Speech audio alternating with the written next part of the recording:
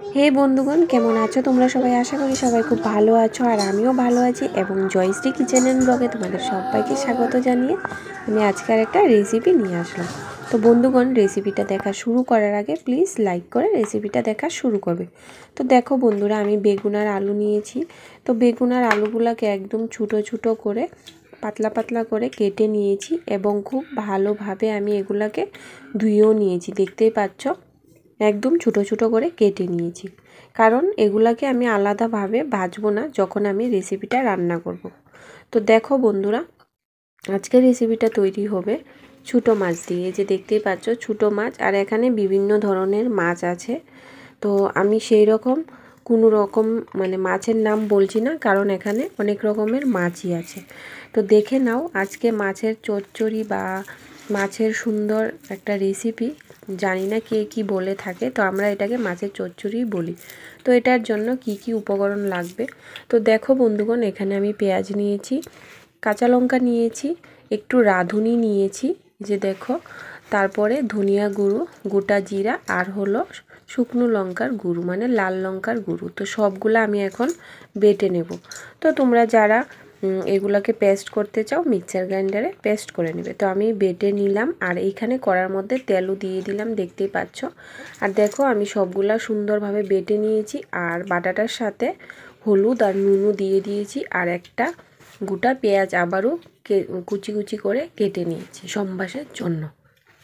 তারপর দেখো এখানে কি কি আছে তোমাদেরকে তো আগেই বলেছি, শুকনো লঙ্কার গুঁড়ো, কাঁচা লঙ্কা, ধনিয়া, জিরা, রাঁধুনি, পেঁয়াজ। তো এগুলো সবগুলোকে এখানে পেস্ট করে নিয়েছি। তো পেস্টটার সাথে আমি হলুদ গুঁড়ো, নুন দিয়ে দিলাম, আর গোটা একটা পেঁয়াজ নিয়েছি সম্বাসের জন্য। তো দেখে নাও বন্ধুরা, আজকে আমি রেসিপিটা কিভাবে তৈরি করছি, ছোটো মাছের চচ্চড়ি বাকি। তো দেখো এখানে সব কিছু রেডি, আর এই দিক দিয়ে আমার কড়াইয়ের মধ্যে তেলটা কিন্তু গরম হয়ে গেছে। তো আমি এখানে যে গোটা পেঁয়াজটা কুচি করে রেখেছি সেটা আমি দিয়ে দিলাম, দেখতেই পাচ্ছ। আর তেলটা অনেকটাই গরম হয়ে গেছে আমি তোমাদের সাথে কথা বলতে বলতে। তো যাই হোক, দেখো আমি পেঁয়াজটাকে একদম ভালোভাবে নাড়াচাড়া করে নিচ্ছি। আর যেহেতু মাছের চচ্চড়ি করব, তো সেটা কিভাবে করছি সেটাই আজকে তোমাদের সাথে শেয়ার করব। আর তোমরা কিভাবে খাও সেটা আমাকে কমেন্টে অবশ্যই জানাবে। আর নতুন বন্ধুরা যারা প্রথমবার আমার চ্যানেলে এসেছো, প্লিজ চ্যানেলটাকে সাবস্ক্রাইব করে দিও নতুন নতুন ভিডিও, রেসিপি, ব্লগ দেখার জন্য। তো দেখো বন্ধুরা, এবার আমি মশলাটা পুরোটা দিয়ে দেব, যা যা আমি পেস্ট করেছি বা বেটেছি দিয়ে দিলাম। তো দেখতে পাচ্ছ, দিয়ে এইবার কিছুক্ষণের জন্য আমি ভালোভাবে এটাকে নাড়াচাড়া করে নেব, কষিয়ে নেব, কারণ যতক্ষণ না পর্যন্ত তেলটা চারদিক থেকে ছেড়ে দিচ্ছে, সরে যাচ্ছে আর কি মশলাটা থেকে। তো দেখো বন্ধুরা, আমি প্রায় 2-3 মিনিটের মতো এটা ভালোভাবে নাড়াচাড়া করে ভেজে নিচ্ছি মশলাটাকে। আর মশলাটা একটু পরিমাণে বেশি দিতে হয়, যেহেতু আমি এটা চচ্চড়ি করছি। তো দেখো মশলাটা চারদিক থেকে তেলটা কিন্তু সরে যাচ্ছে। এইবার আমি বেগুন আর আলুগুলা দিয়ে দেব মশলাটার মধ্যে। তো আমি কোনো রকমভাবে কিন্তু বেগুন আলুটাকে ভাজলাম না, কারণ ভাজা থেকে এই মশলাটার ভিতরে যেভাবে ভাজাটা হবে সেটা সেভাবে রান্না করে কিন্তু খেতে দারুণই টেস্ট হয় সবজিটা। তো দেখো বন্ধুরা, আমি এবার মশলাটার সাথেই বেগুন আলুটাকে ভালোভাবে ভেজে নেব। তার জন্য কিন্তু আমি আলুটাকে একদম ছোটো ছোটো পাতলা পাতলা করে কেটেছি, আর বেগুন তো এমনি হয়ে যাবে, তাই না? তো এবার আমি একটু জল দিয়ে দিলাম, জল দিয়ে আমি এটাকে ভালোভাবে মশলাটার সাথে ভেজে নিচ্ছি। তো ততক্ষণ তোমরা সবাই দেখতে থাকো ভিডিওটা।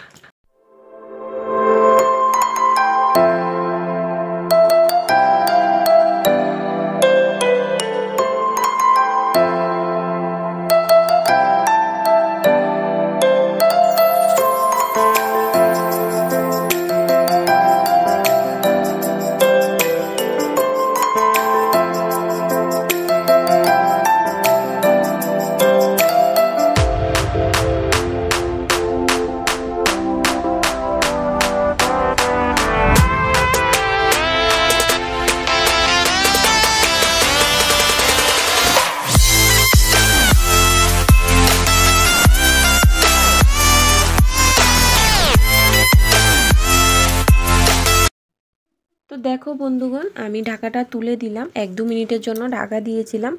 আর তুলে দেখলাম আলুগুলোও সেদ্ধ হয়ে গেছে খুবই সুন্দরভাবে, আর বেগুনগুলো তো সেদ্ধ হয়েই গিয়েছে। তারপর আমি পরিমাণ মতো একটু ঝোল দিয়ে দিলাম। আর যেহেতু এটা ছোটো মাছ দিয়ে করছি, তো সেই রকম আমি বেশি ঝোল দেব না, অল্প পরিমাণেই ঝোলটা দেব। তো ছোটো মাছের চচ্চড়ি বেগুন আলু দিয়ে দারুণ লাগে কিন্তু খেতে, একদম মানে মজাদার লাগে। তো তোমরা এভাবে একবার হলেও খেয়ে দেখবে। তো দেখো আমি এবার কিছুক্ষণের জন্য আমি এটাকে রেখে দেব যাতে একটু ফুটতে থাকে। তো মোটামুটি হয়ে গেছে, অলমোস্ট হয়ে গেছে, আর একটু অপেক্ষা করো যারা যারা দেখছো। তো এটাতে আমি কিন্তু ছোটো মাছগুলোও দিয়ে দেব। এই যে দেখো, যখন ঝোলটা একটু ফুটছিল, মানে জলটা ফুটছিল, তখন কিন্তু আমি মাছগুলো দিয়ে দিয়েছি। এই যে দেখো, দেখতেই পাচ্ছ মাছগুলো দিয়ে দিলাম। তো দিয়ে আবারও 2-3 মিনিটের জন্য আমি এটা রেখে দিলাম, মাছগুলো যাতে ভালোভাবে মশলা বেগুন আলু মানে সবজিটার সাথে মিশে যায়। তারপর এটাতে আমি কিছু ধনিয়া পাতা দিয়ে দেব, কিছু ধনিয়া পাতা কুচি করে রেখেছি, সেগুলো আমি দিয়ে দেব। দেখো খুব সুন্দরভাবে কিন্তু ঝোলটা কমে গিয়েছে। তো একটু নাড়াচাড়া করে আমি এটাতে ধনিয়া পাতা দিয়ে দেবো, এবং আলু বেগুনগুলোও খুব সুন্দরভাবে সেদ্ধ হয়েছে। তো তোমরা যদি চাও আলু বেগুনগুলোকে ভেজেও দিতে পারো, কিন্তু যদি না ভেজে না দেওয়া হয়, মশলাটার সাথে ভাজা হয়, সেইটা কিন্তু খেতে মজাদার হয়। তো দেখো আমি ধনিয়া পাতাগুলো দিয়ে দিলাম। তো এইবার আমি এটাকে একটু নাড়াচাড়া করে নামিয়ে নেব। তো দেখো বন্ধুরা, তোমরা কালারটা দেখো, জাস্ট দারুণ হয়েছে, কিন্তু খেতেও কিন্তু দারুণ লাগে।